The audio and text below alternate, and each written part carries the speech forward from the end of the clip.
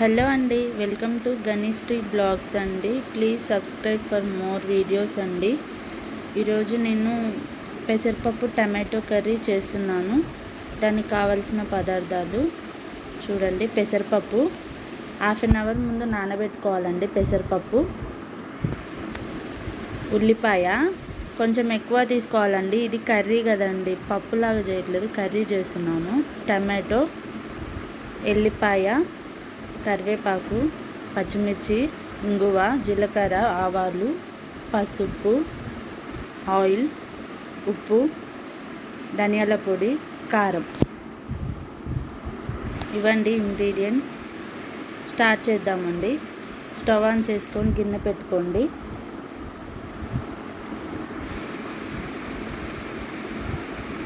చాలా బాగుంటుందండి. ఆయిల్ వేసుకోండి. గిన్నె వేడయ్యాక ఆయిల్ వేసుకోండి. ఆయిల్ వేడెక్కాక ఒకసారి చూసుకోండి. వేడయ్యాక జీలకర్ర,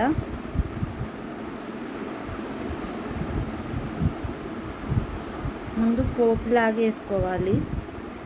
జీలకర్ర, ఆవాలు,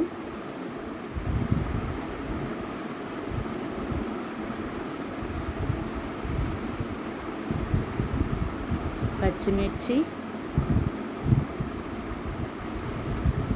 కరివేపాకు,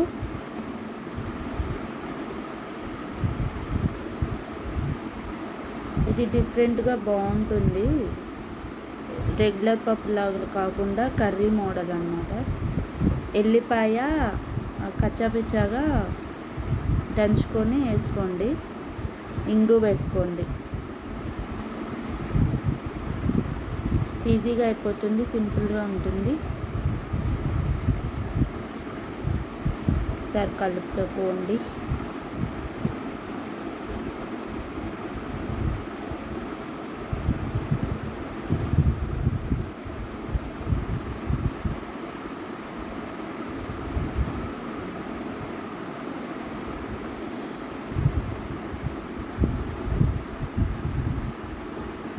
ఉల్లిపాయ వేసుకోండి పోపులో.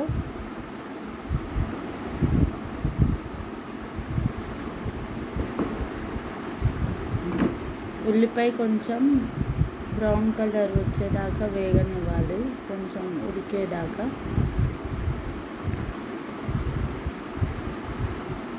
ఇందులోనే మనం కొంచెం సాల్ట్ అండ్ ఉప్పు వేసుకోవాలి. సాల్ట్ వేస్తే తొందరగా ఉడుకుతాయని అంటారు కదా, ఫాస్ట్గా. కాబట్టి ఫస్టే సాల్ట్ వేసుకోండి. కొంచెం ఉడకనివ్వాలి. పసుపు అండ్ సాల్ట్ కొంచెం కలుపుకోండి. మంచిగా కలుపుకోవాలి.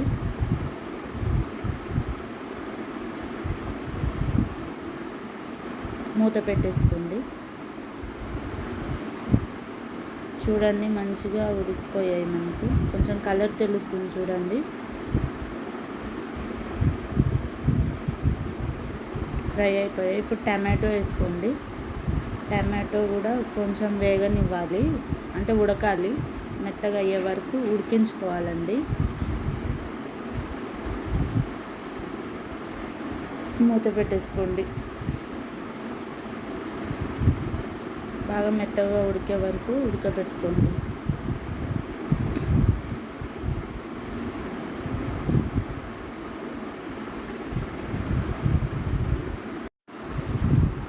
బాగా ఉడకనివ్వాలి.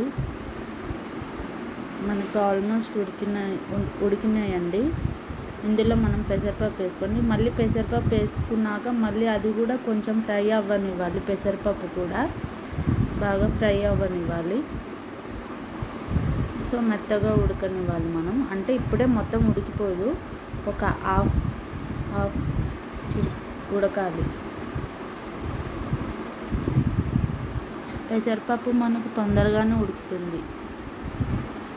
ఇది కర్రీ కాబట్టి మరీ బాగా ఉడకనవసరం లేదు.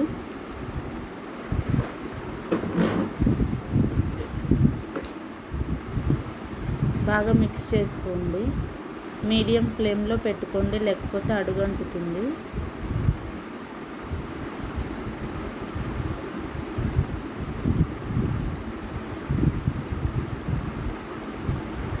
మూత పెట్టేసుకోండి. అది బాగా మంచిగా ఫ్రై అవ్వాలి. చూడండి దగ్గరికి అయిపోయింది, మంచిగా ఉడికింది. మనకు ఒక 70% ఉడికిపోయిందండి. చూడండి ఉడికిపోయింది.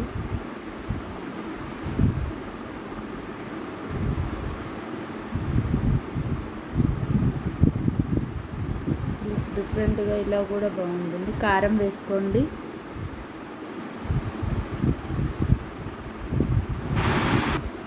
కారం వేసుకున్నాక మనము కొంచెం సాల్ట్ కూడా వేసుకోవాలండి. మనం ఆల్రెడీ ఆనియన్లో సాల్ట్ అండ్ పసుపు వేసుకున్నాం కదా, కాబట్టి ఇప్పుడు చూసుకొని వేసుకోండి. కొంచెం లైట్గానే పడుతుంది.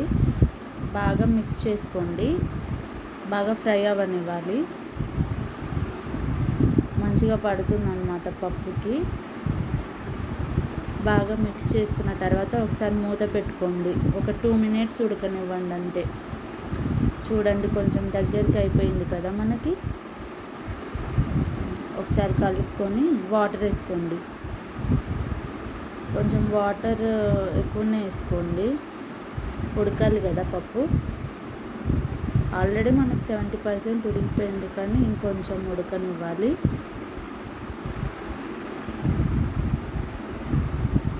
మాకు కొంచెం లూజ్గా ఉంటేనే నచ్చుతుంది అన్నమాట. సో కొంచెం నేను వాటర్ ఎక్కువ వేసుకున్నాను. ఇందులో నేను కొబ్బరి పొడి వేసుకుంటున్నాను. కొబ్బరి పొడి వేసుకోండి, బాగుంటుంది టేస్ట్. ఇది కూడా ఒక ఫ్లేవర్ అన్నమాట. మీకు నచ్చకపోతే వేసుకోకండి, కానీ బాగుంటుంది. ఒకసారి వేసుకొని చూడండి. వేసుకున్న తర్వాత కలుపుకొని మూత పెట్టుకోండి. మధ్య మధ్యలో కలుపుకోవాలండి. చూడండి ఉడుకుతుంది. కొంచెం అయితే దగ్గర కానివ్వాలి.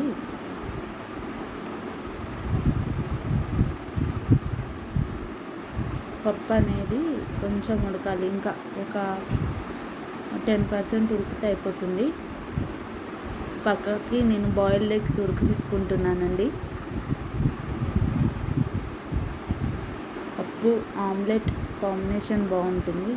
సమ్మర్ కదా, సో నేను బాయిల్డ్ ఎగ్ ప్రిఫర్ చేస్తున్నాను.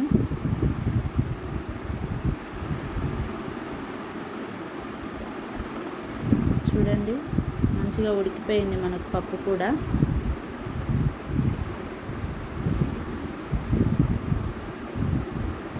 ఇప్పుడు ధనియాల పొడి వేసుకుంటున్నాను నేను.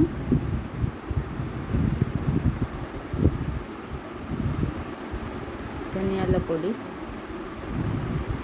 అందరూ పప్పు చారు, పప్పు ఇట్లా చేసుకుంటారు. కర్రీ బాగుంటుంది. ఇట్లా కూడా ట్రై చేయండి, వెరైటీగా ఉంటుంది, టేస్ట్ బాగుంటుంది. చూడండి బాగా ఉడికిపోయింది మనకు పప్పు. మూత పెట్టేసుకోండి. ఇంకా ఓ 5 minutes ఉడకనివ్వండి. కొంచెం దగ్గరికి ఉడికేలాగా పెట్టుకున్నాను.